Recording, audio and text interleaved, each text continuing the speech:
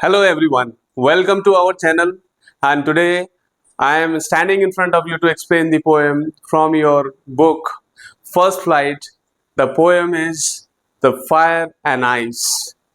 This beautiful poem is composed by Robert Frost. Children, before I start the explanation of the poem, I would request you to be there on this video till the end so that you can understand the whole poem. Okay, and in the end of this, after I explain line by line, word by word, I will also discuss the key points of the poem. So be there till the end, and so we shall start without wasting any further time. So I'm going to hold the book in my hand, The First Flight, and I'll start with Fire and Ice. Though another poem is also there, that is Dust of Snow, composed by the same poet Robert Frost. Okay, so today in this particular video we are going to discuss the poem Fire and Ice. So I'll just read out the lines of the poem and then I'll discuss. Some say the world will end in fire, some say in ice. From what I have tasted of desire, I hold with those who favor fire. But if it had to perish twice, I think I know enough of hate to say that for destruction, ice is also great and would suffice. So, this poem is actually about a very sublime subject the poet picks up here, about what people think regarding the world that is made up of material things. जो ये दुनिया है, material चीज़ों की जो बनी है, ये भौतिक चीज़ों की जो दुनिया बनी है, वो किस तरीके से एंड होगा, मतलब इस दुनिया का जो है अंत किस तरीके से होगा. ठीक है, तो दुनिया के अंत के लिए दो पावरफुल, ठीक है, कॉन्ट्रास्टिंग जरूर है, दो कॉन्ट्रास्टिंग मतलब एक दूसरे के बिल्कुल ऑपोजिट और very powerful elements of nature, fire and ice, ये दोनों जो है डिस्ट्रक्शन करेंगी वर्ल्ड का. कुछ लोगों का there are two groups of people और two sets of believes, we can say. one set of belief says, or one set of people, one group of people say that this world will end due to fire. Okay, this world, this material world, this world of ours will turn into a fireball. एक fireball में change हो जाएगा, इस तरह से destruction होगा. दूसरा जो सोच है, दूसरी जो रीजन होगी हमारी, the second, the alternative cause of destruction जो होगी वो होगी आइस. आइस जो होगी वो किस तरीके से डिस्ट्रॉय करेगी. Because of ice, the world will be frozen into death. It would become a frozen place, there will be no life. ठीक है, so ice can also bring about, ice can also bring disaster. Okay, and finally the poet here talks about, initially he agrees with the first group of people who say, or that group of people who say that the fire, that the ultimate reason of the end of this world will be fire. ठीक है, तो इसमें poet जो है first line में ये अपनी बात कहते हैं कि किस तरह से वर्ल्ड जो है फायर से खत्म होगा और फायर से पूरी दुनिया का खात्मा होगा. ठीक है, और इन द सेकेंड लाइन में, सेकेंड स्टैंजा में हम देखते हैं कि पोएट इस बात से अग्री करते हैं कि कैसे आइस भी जो है वो भी किस तरीके से दुनिया को खत्म करने में अपना रोल निभाएगा. ठीक है, तो एक तरह से जो है जो सबलाइम टॉपिक, बहुत ही गूढ़ विषय जो है इसमें उठाया गया है, किस तरह से दुनिया का अंत होने जाएगा. क्योंकि whatever is there, whatever exists in this world, it is not going to live there forever or eternally there. It is going to end, right? Someday everything will be perished. सब चीज जो है वो बिल्कुल खत्म हो जाएगी, कुछ नहीं रहने वाला है. तो इस पे चर्चा का विषय यह है कि दुनिया का अंत कैसे होगा, उसके पीछे का मेन रीजन क्या होगा, फायर होगा या आइस होगी.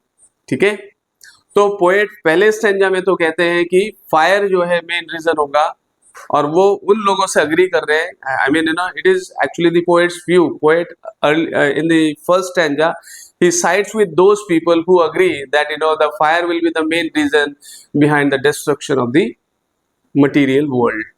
And in the second stanza the poet then says that ice is also not second to none. Okay, ice will also be enough to destroy the world. Now, the poet compares both these natural elements, fire and ice, to human behavior and human emotions. तो दोनों जो natural element को poet किससे compare करते हैं? Human emotion से compare करते हैं और ह्यूमन बिहेवियर से कंपेयर करते हैं. जैसे fire, fire stands for desire and passion. Fire किसके लिए फायर को सिंबलाइज किया गया? Fire symbolizes for desire and passion. खासतौर से unbridled desire, the greed of people, right, aggression. Fire stands for greed, fire stands for unbridled passion. No, people are in a mad race, seem to be in a mad race to possess things, material things. So in this mad race they forget, right, everything else which are also equally important. Now ultimately this unbridled desire, unbridled fire of love will lead to the destruction of this world. ठीक है, जो हमारे अंदर जो ये grid है, हमारे अंदर जो पैशन है, अनब्रिडल्ड मींस अनकंट्रोल्ड पैशन है, ये पूरे दुनिया को खत्म करने के लिए रिस्पॉन्सिबल होंगी. ओके, अगला जो हम बात कर रहे हैं कि किस तरह से ice stands for hate, okay, and cold reasoning. Ice यहाँ पर पोएट बताते हैं आइस स्टैंड्स फॉर हेट्रेड, जो नफरत है. और ये वो नफरत नहीं है that is born out of some outburst for revenge. It is actually, this hate is born out of cold reasoning. जो cold reasoning है, हम देखते हैं कि किस तरह से hate, वो कहीं ना कहीं आइस जो है उसको कंपेयर किया गया हेट्रेड से, आइस को कंपेयर किया गया हेट से कंपेयर किया गया. जैसे आइस क्या करती है? विनम करती है. आइस हमें सुन कर देती है. ठीक है, कहीं अगर हम आइस रखते हैं तो आइस जो है उस पार्ट ऑफ द बॉडी, अगर हम हथेली पे आइस काफी देर तक रखेंगे तो वो उस पार्ट ऑफ द बॉडी को हमें सुन करती है. उसी तरीके से हेट्रेड लोगों के दिमाग को सुन करता है.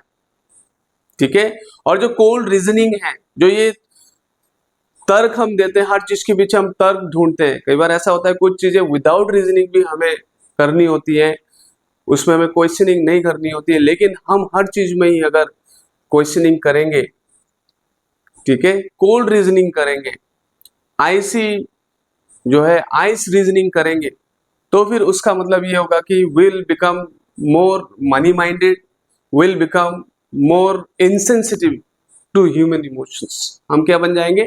Will become more insensitive to human emotions. हम ह्यूमन इमोशंस के प्रति और ज्यादा इनसेंसिटिव हो जाएंगे. And we will also become more cruel, right? We will also become more cruel. Will think everything in terms of, the relations between and among people, that will be cold. There won't be any, people will not be talking with one another. So, hatred will be developing in the hearts of people, and that will ultimately lead to the destruction of this earth. ठीक है, तो दोनों जो elements of nature है, बाद में ये बताया जाता है. पोएट शुरुआत में ये भी कहते हैं he himself tasted of the desire. ठीक है, तो जो फायर है दैट स्टैंड्स फॉर डिजायर, उन्होंने खुद इस चीज को एक्सपीरियंस किया है और वो खुद इस चीज को कन्फेस करते हैं कि जो अनब्रिडल्ड डिजायर है वो दुनिया को खत्म करेगी. और उसी तरीके से जो है ice that stands for hatred and that stands for cold reasoning, ये भी दुनिया को खत्म करेगी, क्योंकि ये हमें आइस जो है हमें जिस तरह से सुन कर देती है, आइस हमारे दिमाग को, हेट्रेड हमारे दिमाग को सुन करती है. हेट्रेड क्या करती है? दिमाग को सुन कर देती है और हमें इनसेंसिटिव और क्रूअल बनाती है, इनसेंसिटिव और क्रूअल बनाती है, और इस तरीके से दुनिया का अंत तय है. ठीक है, तो एंड में ये बात बताई जाती है, या तो फायर या तो आइस या दोनों ही. ठीक है, आइस की भी बात करें तो आइस बिल्कुल भी एकदम पीछे नहीं है पूरे दुनिया के खात्मा के का रीजन होने के पीछे. ठीक है, the world, the cause of destruction of the world can either be the ice, can either or be the fire. Both fire, the unbridled passion, greed, right, being over ambitious for things, opposition or material things, that can also be the reason for destruction. right? The unbridled passion of love that may also lead us to the destruction of the world, and the hatred, the cold reasoning that makes us insensitive and that makes us cruel, that will also ultimately lead to the destruction of this material world, right? So children will now discuss point by point the main points of this poem, the key points of the poem, what actually the poet talks about, right? So it's a very, though the poem looks very short, but it's got a deeper meaning that I've explained with you. Okay, so let us go point by point. The poet feels that the world of ours will come to an end, right? People say that that the world will, nothing is going to remain permanently in this world. I mean, everything one day will perish. So the poet feels that the of ours, the human world, will come to an end. The material world will come to an end. On the basis of what people think, the poet believes. जो लोगों का जो सोच है कि किस तरह से, उसी के आधार पर पोएट ये बिलीव करते हैं कि this world will come to an end by the two highly contrasting but powerful elements of nature. हम बात करते हैं फायर और आइस, दोनों ही ऑपोजिट है. ठीक है, आइस जो है एक डायलेक्टिकल है ना, पूरी तरीके से जो ऑपोजिट है. आप ये देखेंगे फायर के इसमें, फायर से अगर हम कंपेयर करें तो फायर एक यहाँ पे दोनों जो एलिमेंट्स हैं फायर एंड आइस, ये दोनों पावरफुल एलिमेंट्स ऑफ नेचर है. They will be the cause of destruction of this material world. तो आइदर फायर और आइस और बोथ, ठीक है, will be the cause of the ending of the world. Then the poet links these powerful natural elements to human beings and their emotions. तो ये दोनों natural element, जो powerful natural element जिसकी हम बात कर रहे हैं fire and ice, दोनों को human emotion से और human behavior से जोड़ के poet देखते हैं. ठीक है, he links fire to human emotions of desire और passion. ठीक है, फायर को किससे जोड़ा गया है? डिजायर से, खासतौर से unbridled Dzire, uncontrolled untamed Dzire. ठीक है, एंड पैशन. तो uncontrolled fire of passion and desire may lead to the end of this world. So very clearly understandable. I hope I'm making you understand these lines very clearly, and if there is any doubt, you can ask in between. You can drop your questions in the comment box. Then the poet comes to the second alternative. What is the second alternative? The eyes. ठीक है, that can cause the end of this world. So it is the eyes which can also cause the end of this world. ठीक है, eyes भी जो है दुनिया का अंत करने में भी वो रीजन हो सकती है. That can also cause the end of this world. In terms of human emotions, अगर human emotions के हिसाब से सोचे तो eyes means hate. eyes का अर्थ क्या होता है? eyes stands for hate and that is created by cold reasoning. cold reasoning क्या होता है? जो ठंडी तर्कशील जो शक्ति है जिसको cold reasoning बोलते हैं, और उसी से ही hate क्रिएट किया जाता है. ठीक है, जो ठंडी तर्कशील जो शक्ति है वही क्रिएट करती है हेट्रेड को. Hatred is created by, hate is created by cold reasoning. Okay, and the cold and calculated icy reasoning can lead to hate and can be the cause of the end of this world. तो जो cold and calculated icy reasoning है, जो तर्कशील शक्ति है हमारी, right, जो ठंडी तर्कशील शक्ति है, वो हमें जो है हेट पैदा करने पे मजबूर करती है. और वो हेट, वो जो नफरत है, वो पूरी दुनिया के अंत के लिए, the end of this world, उसके लिए रिस्पॉन्सिबल होंगी. ठीक है, द पोएट कन्फेसेस, पोएट यहाँ पे कन्फेस करते हैं that he himself tested of desire. ठीक है, he himself tested of desire and he has also experienced enough of hate, okay, which is born out of icy cold reasoning. ठीक है, which is born out of icy cold reasoning. तो यहाँ आप सीधे सीधे ये समझिए कि as we are living in a more urbanised society, there are more impersonal relations that are developing. People are not known to one another personally, right? The kind of life people live in a village where people are known to one another, or people are known to each other personally, and they live like the members of a family. But as the civilization progresses, as this material world progresses, we see that human relations, right, they won't hold importance, and people will only be thinking in practical terms, right? The relations among and between the people, that will be cold, and people will then through their cold reasoning, they'll create hatred. ठीक है, cold reasoning से जो है hatred create होगी, और उस hatred से ही जो है पूरी दुनिया का अंत होगा. ठीक है, तो in the end Frost agrees that it does not matter whether it is fire or ice, both can cause the end of this world.